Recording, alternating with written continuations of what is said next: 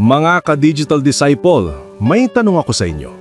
Kapag gumawa ng mabuti ang isang tao, bakit may mga taong mas pinipiling magduda kaysa maniwala? Minsan kahit malinaw na ang kabutihan, may mga puso pa ring ayaw tumanggap ng katotohanan.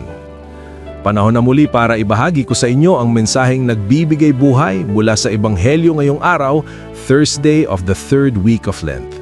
Ako po si Brother Rai, your digital disciple. Sa Ebanghelyo natin ngayon mula sa Lucas 11:14-23, nagpalaya si Jesus ng demonyo mula sa isang lalaking pipi. Nang umalis ang demonyo, nakapagsalita ang lalaki at namangha ang mga tao.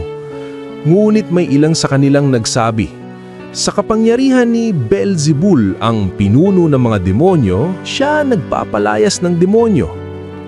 Alam ni Jesus ang kanilang iniisip, kaya sinabi niya, ang kahariang nagkakawatak-watak ay babagsak.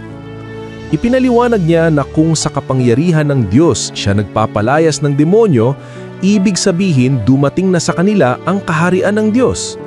At sinabi rin niya ang isang mahalagang paalala, ang hindi kakampi ko ay kalaban ko, at ang hindi nagtitipon kasama ko ay nagwawalat.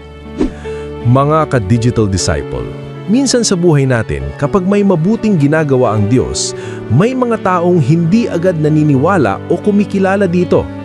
Sa halip na makita ang kabutihan, naghahanap sila ng dahilan para magduda. Pero ang paalala ni Jesus ay malinaw. Ang laban ng kabutihan at kasamaan ay hindi neutral na laban. Hindi tayo maaaring manatiling nasa gitna lamang. Sa bawat desisyon natin, sa bawat salita, sa bawat kilos, pinipili natin kung kanino tayo kakampi. Ang Kwaresma ay panahon upang tanungin ang ating sarili, ako ba ay tunay na kakampi ni Kristo sa aking pamumuhay? Hindi sapat na kilala natin siya. Ang mahalaga ay sumasama tayo sa kanyang gawain ng kabutihan, pagmamahal at katotohanan. Reflection question.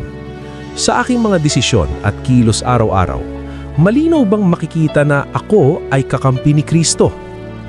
Mga ka-digital disciple, piliin nating maging kakampi ni Jesus hindi lamang sa salita, kundi sa gawa.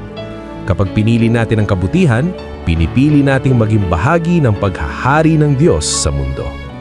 Ako po si Brother Rai, online for Christ, offline with purpose. God bless.